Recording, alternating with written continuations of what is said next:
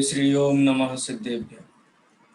नमो अर्हन्ताणं नमो सिद्धाणं नमो आयरीयाणं नमो वज्रायाणं नमो लोये सव्वसागुणं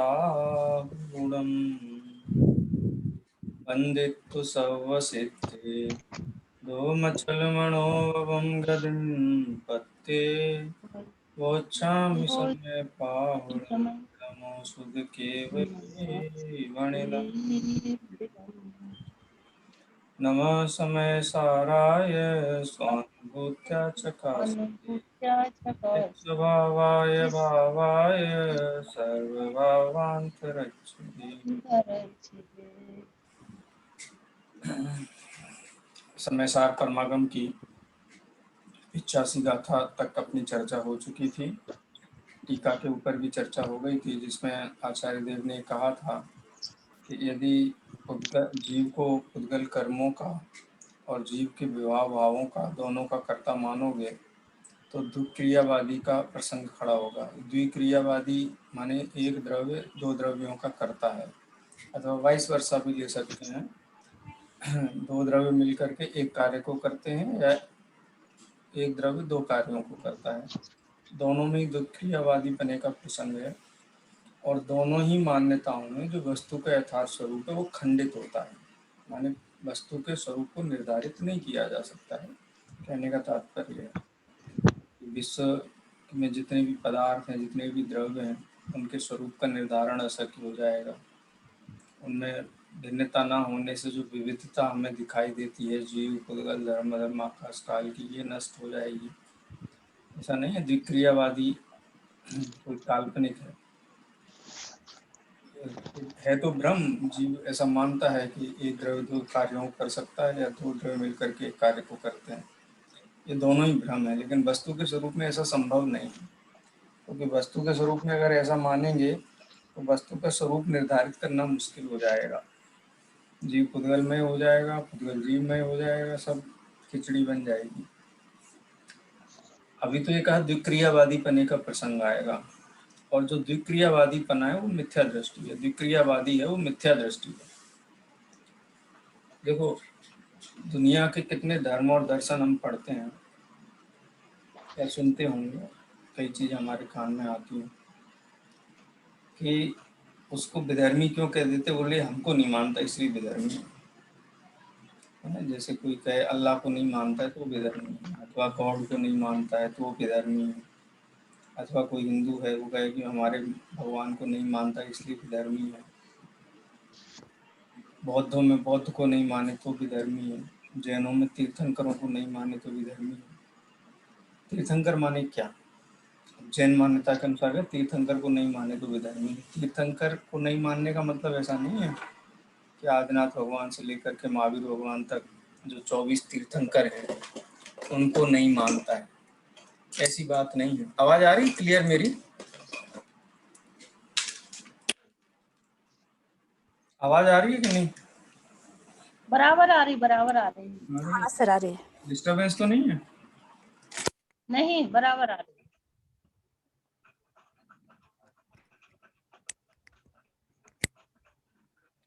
हाँ अभी ठीक है, अभी पहले से बेटर है। आवाज आ रही है? अब थोड़ी कम हो गई, पहले ज्यादा अच्छी आ रही। ऐसा? जी हाँ तो पहले वाली पे सेट कर देते हैं, इसमें तो इंस्ट्रूमेंट लगाने पड़ते हैं। चलिए ठीक है। तो जैसे जैन तीर्थंकर को नहीं मानते हैं तो विधर्मी है क्या? तो हमारे धर्म में तीर्थंकर किसी नाम का, किसी व्यक्ति का नाम है ही नहीं। भगवान किसी नहीं। व्यक्ति का नाम होता ही नहीं। भगवान माने जिन्होंने वस्तु का सच्चा स्वरूप बतलाया है। हाँ। यदि तुमने वस्तु का सच्चा स्वरूप सुना है, समझा है, उसको स्वीकार किया है, तो अनंत तीर्थंकरों को स्वीकार किया है। वस्तु का स्वरूप सुना है, नहीं सुना नहीं है, समझा नहीं है, और 24 तीर्थंकर के भक्त बन करके भी वो द्विक्रियावादी मिथ्या दृष्टि, ये जैन दर्शन की, ये कोई व्यक्तिवादी धर्म नहीं है। वस्तु व्यवस्था के विरुद्ध मान्यता रख करके कितनी भी पूजा भक्ति विधान अब इसे कुछ भी करो, भगवान का कितना भी नाम लो, इतना नाम लो, पानी त्याग करके कि हम भगवान का नाम लेते लेते प्राण भी छोड़ देंगे, तो भी जिन मत में वो मिथ्या दृष्टि ही है। और जिसने वस्तु के सच्चे स्वरूप को स्वीकार किया है, वो किसी तीर्थंकर का नाम भी नहीं ले तो भी तीर्थंकर का परम भक्त है। किसी भगवान का नाम नहीं भी ले तो भी परम भक्त है। अब आप कहोगे कि ऐसी बात कैसे कहे, तो नाम नहीं ले, क्यों नहीं नाम लेगा? ऐसा है, आचार्यों ने कई मंगलाचरण ऐसे किए शास्त्रों में, किसी का नाम ही नहीं लिया, ईश्वर का नाम ही नहीं लिया। पंडित टोडरमल जी ने क्या किसका नाम लिया बताओ? मंगल में मंगल करण वीतराग विज्ञान, नमो ताई जाते भय अनंत आदि महान। उन्होंने तो वीतराग विज्ञान को नमस्कार किया, अनंत को नमस्कार ही नहीं किया, बल्कि ये कहा कि जिन उस वीतराग विज्ञानता के कारण भगवान बने, तो हम तो वीतराग विज्ञानता को नमस्कार करते हैं। आपने परीक्षा मुख पढ़ा होगा, परीक्षा मुख में माणिक्य नंदी आचार्य ने मंगलाचरण कैसे किया है, याद है किसी को? प्रमाणादर्थ संसिद्धौ तदा भाषाद्युपरेय इति वक्षे तयोर्लक्ष्मा, माने प्रमाण को नमस्कार किया। प्रमाण से तो क्यों नमस्कार किया? क्योंकि प्रमाण से अर्थ की सिद्धि होती है, क्योंकि आपका सम्यक ज्ञान होगा तो यथार्थ वस्तु का स्वरूप समझ पाओगे।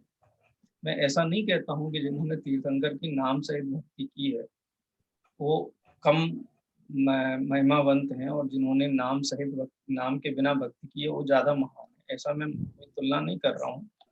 नाम लिया जाए ना या ना लिया जाए, दोनों स्थितियों में वस्तु का सच्चा स्वरूप वो निर्णायक है, कहने का मतलब ये है। अब द्विक्रियावादी मिथ्या दृष्टि है। द्विक्रियावादी कौन है? कि जो वस्तु का यथार्थ स्वरूप है, प्रत्येक द्रव्य अपने गुणों पर्याय में रहता है, उससे बाहर नहीं निकलता है। कोई ऐसा माने कि नहीं एक द्रव्य दूसरे द्रव्य का करता है, या दो द्रव्य मिलकर के एक द्रव्य को काम करते हैं, एक द्रव्य दो द्रव्य अपना भी काम करता है, दूसरे द्रव्य का भी काम करता है, ये वस्तु के स्वरूप में है, संभव ही नहीं है। और कोई मानता है तो कहते वो मिथ्या दृष्टि। तो जैन दर्शन एक अद्भुत वस्तु व्यवस्था का दर्शाने वाला मत है। यहाँ वस्तुनिष्ठ दर्शन दर्शन नहीं। क्लास आज हम लोग 86वीं गाथा पे चर्चा करेंगे, जिसमें जो द्विक्रियावादी है वो मिथ्या दृष्टि है, इसकी सिद्धि की गई है। इस प्रकार से द्विक्रियावादी मिथ्या दृष्टि है। गाथा पाठ करेंगे। सबसे पहले मैं इसकी स्थानिका पढ़ देता हूँ पहले। 85वीं गाथा में द्विक्रियावादी को मिथ्या दृष्टि बताया गया है। अतः अब यह प्रश्न उपस्थित होता है कि द्विक्रियावादी मिथ्या दृष्टि क्यों है। इस प्रश्न के उत्तर में ही 86वीं गाथा का जन्म हुआ है, जो इस प्रकार है। ये मिथ्या दृष्टियों का मत नहीं है जहाँ प्रश्न उठाना ही सबसे बड़ा कहना चाहिए दोष कहा गया। बोले आप अगर आपको शंका होती है, आपको प्रश्न उठते हैं, तो आप अज्ञानी हो, आप विधर्मी हो। जैन मत वो है जो कहते खुद ही प्रश्न उठाते हैं और प्रश्न का उत्तर भी देते हैं। इस प्रकार उत्तर में ही 86वीं गाथा का जन्म हुआ है। द्विक्रियावादी मिथ्या दृष्टि क्यों है वो हेतु बतलाया है। गाथा पढ़ता हूं मैं, आप लोग दोहराइए। जम्मादु अत्त भावम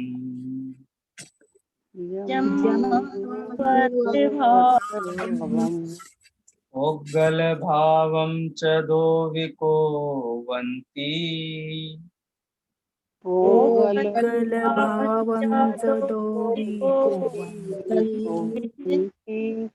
तेण दुमिच्छा दिट्ठी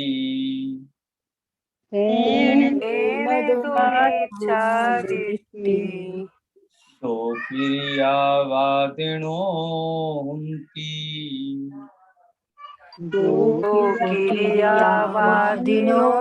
हुन्ति यदि आत्मा आत्मा जड़ जड़ भाव भाव चेतन चेतन भाव भाव दोनों करे, करे तो आत्मा आत्मा क्रिया भाव मिथ्या दृष्टि करे। अब ऐसा मान के चलो कि जैसे शक्कर और नमक, मतलब स्वाद की अपेक्षा से दोनों विपरीत भाव, एक मिठास और एक खारापन। अब शक्कर ये क्लेम करे कि नहीं, मैं किसी पदार्थ को मीठा भी कर सकती हूँ और किसी पदार्थ को खारा भी कर सकती हूँ। माने आप खीर में डालो तो शक्कर मीठी लगे, मतलब खीर को मीठा कर दे शक्कर, और सब्जी में डालो तो वो शक्कर चीनी जो है वो सब्जी को खारा कर दे। ऐसा प्रयोग किया है कभी आपने आपकी रसोई में? कभी नहीं, असंभव। माने विरुद्ध स्वभाव है ना, उद्गल की एक स्वाद की जो पर्याय है वो विरुद्ध स्वाद वाली वस्तुएं हैं।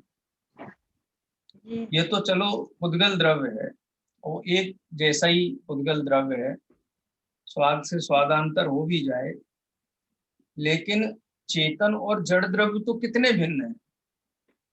इनके अंदर तो कोई मैचिंग है ही नहीं, कोई कंपैरिजन है ही नहीं, एकदम भिन्न भिन्न द्रव्य हैं। जी अब अब ये तो बता दिया कर्ता किसे कहते हैं और कर्म किसे कहते हैं, ये तो सारी चर्चा की है कि जो स्वयं कार्य रूप परिणमित हो वो करता है, बाकी तो निमित्त नाम पाते हैं तो वो करता है नहीं। तो जीव को द्रव्य कर्म रूप का जीव को द्रव्य कर्म का कर्ता बनने के लिए क्या करना पड़ेगा? जीव को नो कर्म का कर्ता बनने के लिए क्या करना पड़ेगा कि उसको स्वयं नो कर्म द्रव्य रूप कर्म में होना पड़ेगा। जी स्वयं नो कर्म रूप बनना पड़ेगा। मैंने ये मकान बनाया है, ये बात तब स्वीकार की जा सकती है कि आप स्वयं ही मकान रूप परिणमित। प्रेम मकान रूप परिणमित हो जाए। तो ऐसा तो होता नहीं है कहीं भी। आप अपने योग उपयोग के कर्ता होते हो और उद्गल परमाणु है वो नो कर्म रूप परिणमित होता है। दोनों के भिन्न भिन्न कार्य हैं, उनमें कर्तापना संबंध नहीं है। इसीलिए आचार्य देव कहते हैं जम्मा, जम्मा माने यदि, जम्मा दु अत्त भावम पोगल भावम च दो विकुबंती। अत्त भावम माने आत्म भाव, आत्म भाव माने अपना स्वयं का भाव, और पोगल भावम माने पुद्गल द्रव्य का भाव, या भाव का मतलब परिणाम है, कर्म। यदि आत्मा अत्त भावम माने अपने आत्म भाव को भी करे, आत्म भाव माने चेतन भाव अथवा उसके जो गुण है स्वयं के, उन परिणामों को करे, और साथ में पुद्गल भाव पुद्गल कर्म यानी पुद्गल के जो परिणाम है, पुद्गल की पर्याय है, च दो भी कुबंती दोनों को करता है। तेण तो मिच्छा दिट्ठी, यदि वो ऐसा करता है, करता माने करता का मतलब कोई कोई कर सकता है कोई नहीं कर सकता ऐसा नहीं, करता हूं ऐसा मानता है, उसको दो क्रियावादिणों मिच्छा दिट्ठी उनकी।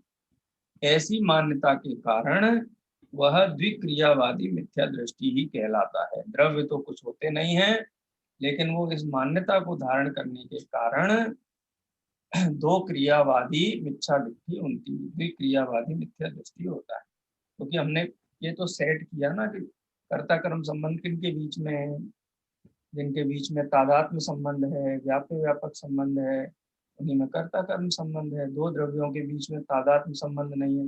यदि दो द्रव्यों के बीच में तादात्म्य संबंध हो तो द्रव्य दो कहाँ रहे, फिर एक ही हो गया ना, दो नहीं रहे, एक द्रव्य हो गया। और एक हो गया माने फिर द्रव्यों के बीच में ये पुद्गल है, ये जीव है, आप ये कैसे कह सकते, कह ही नहीं सकते।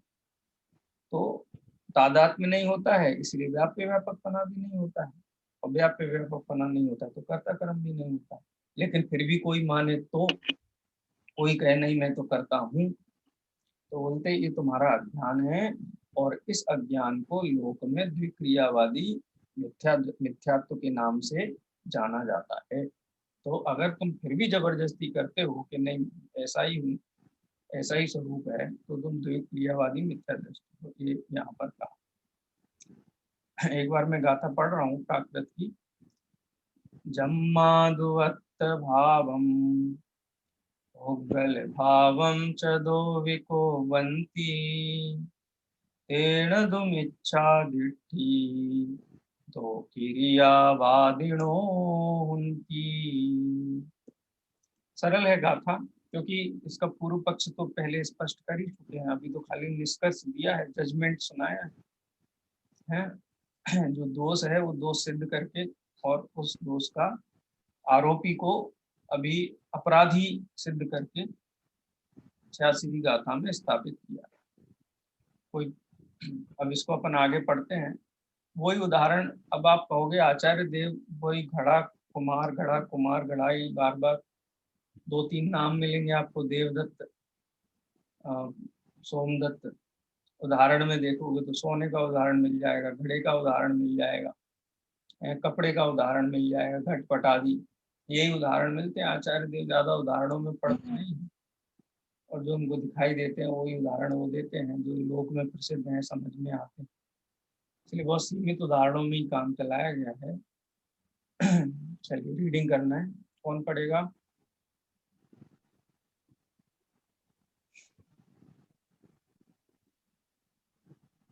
मैं पढ़ूं सर? हाँ, कौन? मीना जी पढ़िए।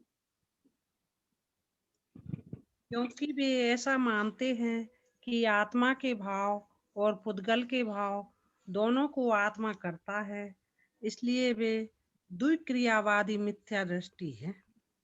इस गाथा में द्विक्रियावादी को परिभाषित किया गया है।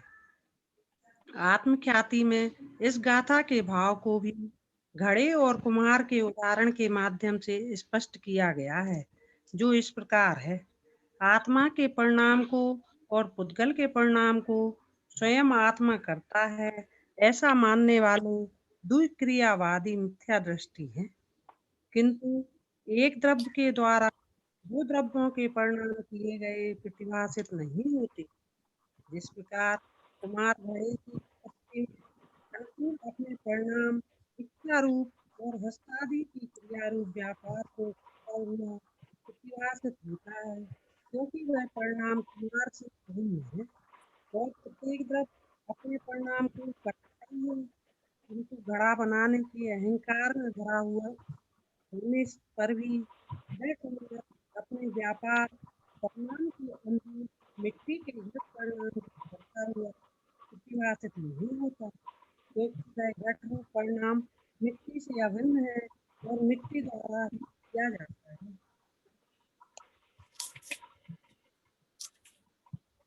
इसी प्रकार आत्मा भी अज्ञान के कारण उद्गल कर्म रूप परिणाम के अनुकूल अपने परिणाम को करता हुआ प्रतिभाषित हो, क्योंकि वह परिणाम आत्मा से अभिन्न है और प्रत्येक द्रव्य अपने परिणाम को करता है, किंतु उद्गल के परिणाम को करने के अहंकार से भरा हुआ प्रतिभाषित न हो, क्योंकि वह उद्गल का परिणाम उद्गल से अभिन्न है और उद्गल के द्वारा किया जाता है।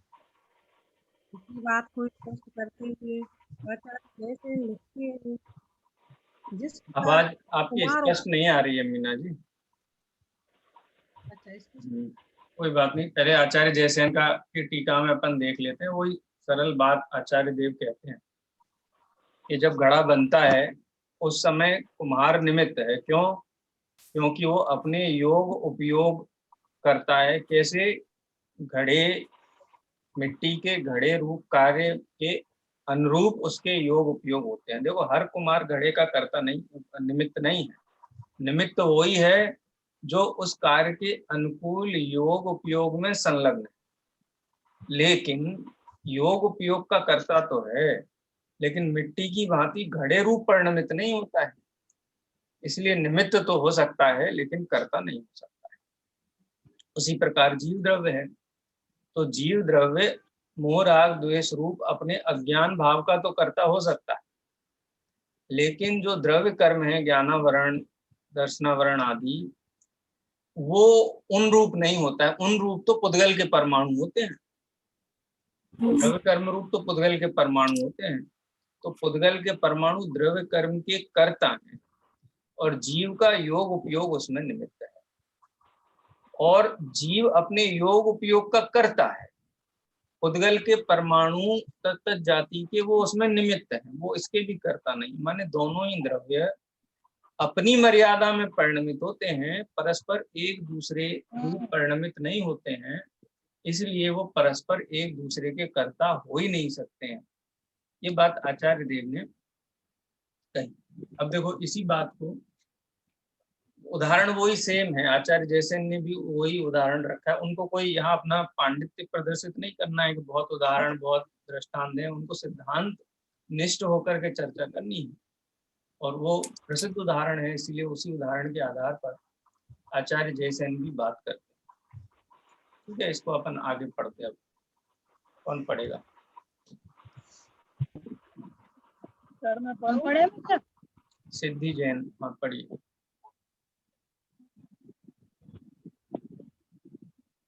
इसी बात को स्पष्ट करते हुए आचार्य जयसेन लिखते हैं। आवाज आ रही ना भैया? हाँ हाँ बिल्कुल आवाज आ रही। जिस प्रकार कुम्हार उपादान रूप से स्वकीय परिणाम करता है, यदि उसी प्रकार उपादान रूप से ही घट को भी करे तो उसे रूपी अचेतन और घट रूप होना होगा, अथवा घट को चेतन और कुम्हार होना होगा। इसी प्रकार यदि जीव ही उपादान रूप से पुद्गल कर्म को करे तो जीव को अचेतन पुद्गल अथवा पुद्गल कर्म को चेतन जीव होना होगा। इस प्रकार इस गाथा में ही कहा गया है कि यदि जीव को निश्चय से पुद्गल कर्मों का कर्ता माने तो या तो जीव को पुद्गल मानना होगा या फिर पुद्गल कर्मों को जीव मानना होगा, क्योंकि निश्चय से एक द्रव्य दूसरे द्रव्य का कर्ता धर्ता नहीं होता। अतः यह सुनिश्चित ही है कि जीव अपने भावों को भी करता है और पुद्गल कर्मों को भी करता है। ऐसा मानने वाले दुष्क्रियावादी हैं, इस कारण वे मिथ्या दृष्टि भी हैं। ये आगे पढ़ें क्या? हाँ, ये बात तो यहाँ पूरी हो गई। अभी आचार्य जयसेन ने उसी बात को दोहराया और बड़े सरल शब्दों में कह दिया कि भाई हम कर्ता तो वही है जो स्वयं का रूप परिणमित हो। जीव तो पुद्गल कर्म रूप परिणमित नहीं होता है, वो तो पुद्गल द्रव्य होता है, पुद्गल की कारमाण वर्गणा है, वो द्रव्य कर्म की करता है, जीव नहीं हो सकता है। एक गाथा यहाँ पर और कोट की गई है जो आचार्य जयसेन की टीका में मिलती है, आचार्य अमृतचंद्र देव की टीका में प्राप्त नहीं होती है। वो भी इसी विषय के अनुकूल है, इसीलिए डॉक्टर साहब ने उसको यहाँ पर उद्धृत किया है। अपन वो गाथा भी पढ़ते हैं। उग्गलकं मणिमित्तं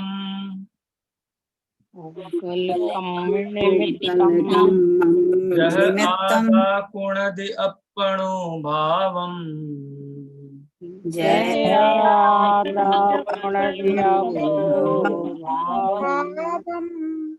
उग्गलकं मणिमित्तं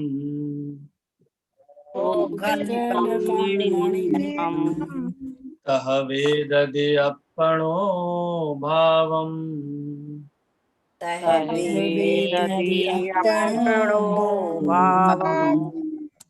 देखो पुद्गल कर्म के निमित्त से जह माने जिस प्रकार से पुद्गल कर्म के निमित्त से आत्मा अपणो भावम पुनदि अपने भाव का करता है, तह उसी प्रकार से आत्मा पुद्गल कर्म निमित्तम पुद्गल कर्म के निमित्त से अपणो भावम माने आत्म भाव का माने अपने परिणामों को वेददि माने भोगता है, माने भोक्ता पन को भी शामिल करने के लिए ये गाथा, मतलब हम कर्ता की बात कर रहे हैं लेकिन जिसका कर्ता है उसी का भोक्ता है। ऐसा नहीं है कि कर्ता किसी और का हो भोक्ता किसी और का, जिस परिणाम का कर्ता है उसी परिणाम का भोक्ता है।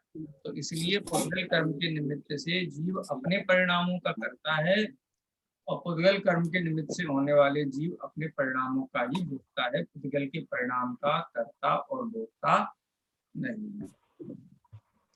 इस गाथा में मात्र इतनी ही बात कही गई है कि जिस प्रकार आत्मा रागादि भावों का करता है उसी प्रकार वह उनका भोक्ता भी है, किंतु पर का कर्ता भोक्ता वह कदापि नहीं है।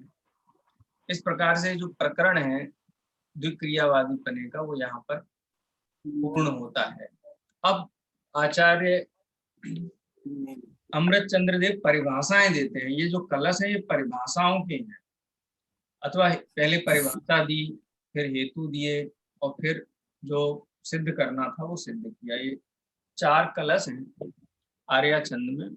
4 कलशों का अपन पहले वाचन करेंगे, उसके बाद इनका अपन अर्थ देखते हैं। यह परिणमति सकर्ता,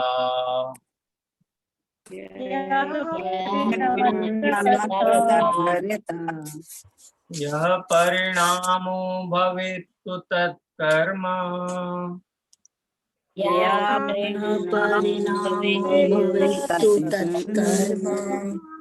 या परिणति क्रिया सा,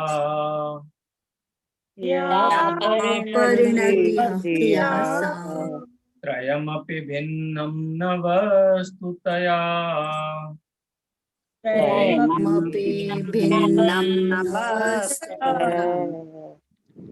एकः परिणमति सदा,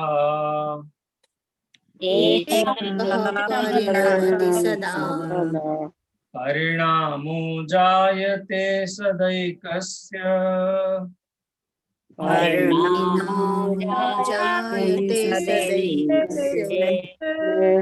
एकस्य परिणति स्यात्,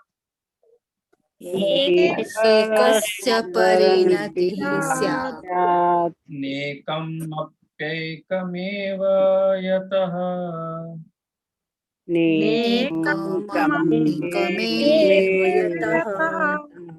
नोभौ परिणमतः खलु,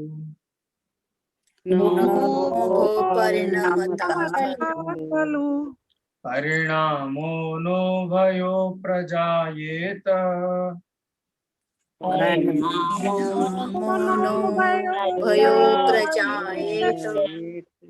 उभयोर्न परिणमति स्यात्।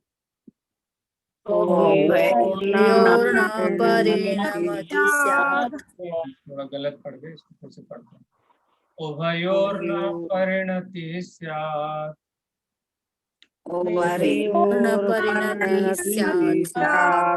यदनेकमनेकमेव सदा,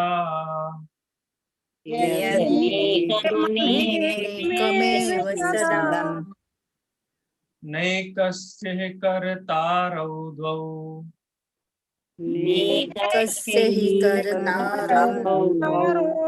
तिष्ठौ द्वे कर्मणि न चैकस्य,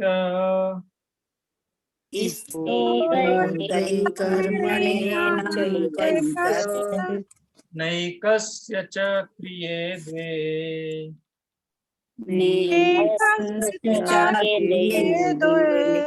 एकमनेकं यतो न स्यात्। ये जो हमने पूरी चर्चा पढ़ी है कर्ता कर्म के संबंध में, वो तादात्म्य भाव से लेकर के वो पूरी चर्चा यहाँ पर 4 कलशों में उपसंहार किया है। यह परिणमति सहकर्ता, यानी जो परिणमित होता है वही कर्ता होता है। कर्ता किसे कहते हैं? जो स्वयं कार्य रूप परिणमित होता है उसी कर्ता कहते हैं। गोपाल दास जी बरैया ने जो सिद्धांत प्रवेशिका में यही परिभाषा बांधी, जो कार्य रूप, जो स्वयं कार्य रूप परिणमित होता है उसे कर्ता कहते हैं, उसे समाधान करता या कर्ता। यह परिणामो भवेत्तु तत्कर्म, और जो परिणाम है, परिणाम माने कार्य, पर्याय, अवस्था, हालत, भाव, बहुत सारे पर्यायवाची शब्द का प्रयोग हम कर सकते हैं। जो परिणाम है, जो परिणाम है भवेत, वह होता है तो तत्कर्म, उस कर्ता का कर्म। उस कर्ता का कर्म क्या है? कि वो जो कर्ता स्वयं परिणमित हुआ है ना, तो वो परिणमित होने रूप जो कार्य हुआ है, परिणाम हुआ है, वही उसका कर्म है। और यह परिणति क्रिया सा, और परिणति क्या है? परिणति माने जो क्रिया हो रही है ना, जो क्रिया हो रही है उस क्रिया को परिणति कहते हैं। हालांकि परिणति की अलग से चर्चा नहीं की गई है यहाँ पर, कर्ता और कर्म दोनों की चर्चा। लेकिन कोई कर्म और कोई कर्ता तब कहलाएगा ना जब कुछ होगा। तो जो हुआ है वो क्या है? कि जो हुआ है वो भी द्रव्य ही है, जो हुआ है ना, जो हो रहा है, जो एक्शन चल रहा है वो भी द्रव्य ही है, वो द्रव्य ही स्वयं उस क्रिया रूप परिणमित हुआ है। या परिणति क्रिया सा त्रयम अपि, ये जो तीनों ही है ना, कर्ता, कर्म और क्रिया, इन तीनों के लिए शब्द का प्रयोग किया, कर्ता, कर्म और क्रिया।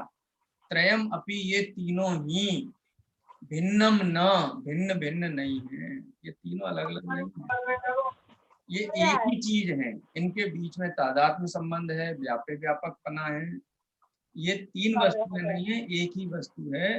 भिन्नम न वस्तुतया, वास्तव में सत्य यथार्थ में देखा जाए, वास्तव में देखा जाए तो ये तीनों एक ही हैं, अलग अलग नहीं।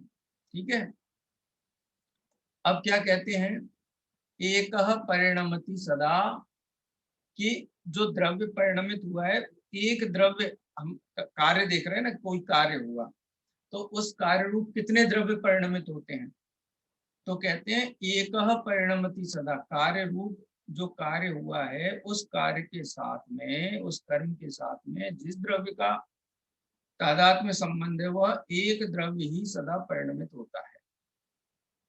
परिणामो जायते सदैकस्य, उस एक द्रव्य का ही वह परिणाम होता है, दो द्रव्यों का एक परिणाम नहीं होता है। एकस्य परिणति, और जो क्रिया हो रही है वो क्रिया भी एक द्रव्य की ही होती है।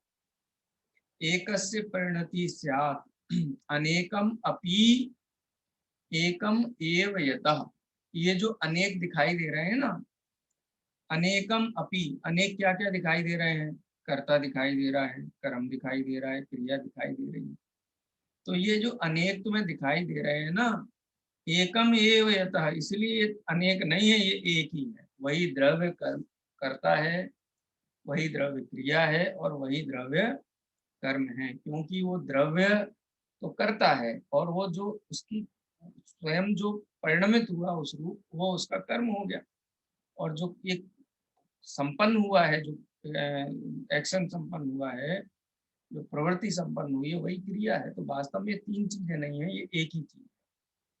ठीक है, क्यों एक चीज है, अब उसका हेतु 53 और 54 नंबर के कलश में देते। नो भौ परिणमतः खलु परिणामो, उभौ माने दो, परिणमतः दो द्रव्य परिणमित होकर के, परिणाम माने यहाँ एक वचन है, परिणाम एक वचन है, नो भौ परिणमतः, ये परिणमतः द्विवचन है, भवती भवतः, परिणमति परिणमतः, उभौ यानी दो द्रव्य परिणमित होकर के, परिणामों, परिणामों एक वचन है, एक द्रव्य को नो भयो प्रजायेत उत्पन्न नहीं करती, दो द्रव्य परिणमित होते हुए एक परिणाम को उत्पन्न नहीं करते। दो द्रव्य परिणमित होंगे तो दो परिणाम उत्पन्न होंगे। मान लो जीव और पुद्गल द्रव्य परिणमित हुए तो कितने परिणाम होंगे, जीव द्रव्य परिणमित हुआ है तो मोहराग द्वेष रूप परिणाम होंगे, और पुद्गल द्रव्य भी परिणमित हुआ है तो उसके द्रव्य कर्म नो कर्म रूप परिणमित होगा। यानी दो द्रव्य हैं तो उनका एक परिणाम नहीं होगा, उनके दोनों के भिन्न भिन्न परिणाम होंगे। तो पहले तो ये कहा कि नो भव परिणमतः खलु परिणामो नो भयो प्रजायेत, कि परिणाम एक वचन है, वो एक परिणाम दो द्रव्य परिणमित होते हुए उसको उत्पन्न नहीं कर सकते हैं। उभयोर ना परिणति, और उन दोनों की परिणति एक नहीं हो सकती। ये शब्दों के वचन से अपने को पता लगाना पड़ेगा, ये संस्कृत में वचन से पता चलता है। परिणाम शब्द एक वचन है, परिणति शब्द एक वचन है, लेकिन उभयो ये द्विवचन है, दो द्रव्य की एक परिणति नहीं होती। उभयोर ना परिणति स्यात्, दो द्रव्यों की एक परिणति नहीं होती, एक क्रिया नहीं होती है। यद, इसलिए अनेकम अनेकम एव सदा, इसलिए अनेक द्रव्यों के परिणाम भी अनेक होंगे, उनकी परिणति भी अनेक होंगी। सदा माने हमेशा ही दो द्रव्य परिणमित होंगे। तो आप देख लो, मिट्टी परिणमित हुई और कुम्हार परिणमित हुआ, तो मिट्टी घड़े रूप कार्य को उत्पन्न करती हुई परिणमित हुई, और कुम्हार अपने योग उपयोग को परिणमित करता हुआ योग उपयोग रूप परिणमित हुआ। यानी दो द्रव्य जो हैं, यद अनेकम अनेकम एवं सदा, इसलिए अनेक द्रव्यों की अनेक माने अलग अलग कर्म और क्रियाएं होंगी, और एक द्रव्य की एक परिणाम और एक क्रिया होगी। ठीक है। अब ये 53 वाले में तो दो द्रव्य मिलकर के दो कार्य उत्पन्न करते हैं अपने अपने, एक कार्य उत्पन्न नहीं करते हैं। 54 नंबर के छंद में कहते हैं कि एक द्रव्य दो कार्यों को उत्पन्न नहीं करता है। नैकस्य ही कर्तारौ द्वौ स्तौ द्वे कर्मणि न च एकस्य। एकस्य माने एक परिणाम के, कर्तारौ द्वौ दो कर्ता न ही नहीं होते हैं, न एकस्य ही कर्तारौ द्वौ एक परिणाम के कर्ता दो नहीं होते हैं, दो स्तव द्वे कर्मणि न च एकस्य, और एकस्य माने एक द्रव्य के, द्वे कर्मणि माने दो कर्म नहीं होते, यानी दो एक कर्म के दो कर्ता नहीं होते हैं, और दो कर्मों का एक कर्ता नहीं होता है। नैकस्य ही कर्तारौ द्वौ स्तौ द्वे कर्मणि न च एकस्य। नैकस्य च क्रिये द्वे न एकस्य, एक द्रव्य की नहीं होती है, द्वे क्रिये दो क्रियाएं, यानी एक द्रव्य दो क्रियाओं को उत्पन्न नहीं करता है। एकम अनेकम यतो न स्यात्, इसलिए एक द्रव्य की अनेक क्रियाएं नहीं होती। यानी पूरे चारों छंदों का अगर अपन शॉर्ट में सार निकालें तो जो कर्ता है वो जिस कार्य रूप परिणमित हुआ है वह उसका कर्म है, और उसका परिणमित होना उसकी क्रिया है। इसलिए एक द्रव्य का एक ही परिणाम और एक ही क्रिया होती है, दो द्रव्यों का एक परिणाम नहीं होता है, और दो द्रव्यों की एक क्रिया भी नहीं होती है। दोनों की अपने अपने परिणाम और अपनी अपनी क्रियाएं अलग अलग होती हैं।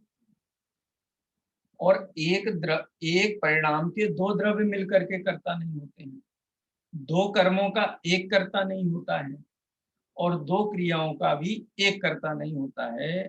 इसलिए एक द्रव्य का एक कर्म और एक क्रिया, और दो द्रव्यों के दो कर्म और दो क्रिया, माने अनेक कर्म और अनेक क्रियाएं, माने प्रत्येक द्रव्य अपना अपना कर्ता कर्म क्रिया स्वतंत्र है, एक परस्पर इनमें कहीं भी मिलावट होती नहीं है। ये चार छंदों के अंदर ये निष्कर्ष यहाँ पे पंडित आचार्य अमृतचंद्र देव ने दिया है। अब इसका सरल भाषा में डॉक्टर साहब ने जो अनुवाद प्रस्तुत किया वो अनुवाद अपन पढ़ते हैं। कर्ता वही जो परिणमे, परिणाम ही बस कर्म है परिणति ही क्रिया बस, तीनों अभिन्न अखंड हैं। अनेक होकर एक है हो परिणमित बस एक ही, परिणाम हो बस एक का हो परिणति बस एक की। परिणाम दो का एक ना मिलकर नहीं दो परिणमे, परिणति दो की एक ना बस क्योंकि दोनों भिन्न हैं। करता नहीं दो एक के हों, एक के दो कर्म ना दो क्रियाएं एक की हों, क्योंकि एक अनेक ना। बिल्कुल शब्द टू शब्द अनुवाद यहाँ पे डॉक्टर साहब ने दिया है। इसको आप थोड़ा शांति से पढ़ेंगे ना, क्योंकि बहुत जंबल हो रहा है। एक के दो नहीं, दो क्या एक नहीं, एक एक का करता, दो दो के करता। माने निष्कर्ष ये है, इसको अपन सरल भाषा में कहें तो प्रत्येक द्रव्य अपने ही परिणामों का कर्ता भोगता है। एक द्रव्य दो द्रव्यों के परिणामों का परिणाम और का कर्ता और भोक्ता नहीं। ठीक है। और दूसरा वाक्य, दो द्रव्य मिलकर के एक परिणाम उत्पन्न नहीं करते हैं, इसलिए दो द्रव्यों के इसलिए एक द्रव्य के दो कर्म नहीं हो सकते हैं और दो क्रियाएं भी नहीं हो सकती हैं। प्रत्येक द्रव्य अपना ही कर्ता, कर्म, करण, संप्रदान, अपादान और अधिकरण है। ये निष्कर्ष के रूप में हम यहाँ कह सकते हैं। समय अपना हो गया है, जिनवाणी स्तुति करेंगे, उसके बाद विराम देंगे। इसके बाद सेशन आज नहीं चलेगा, थोड़ा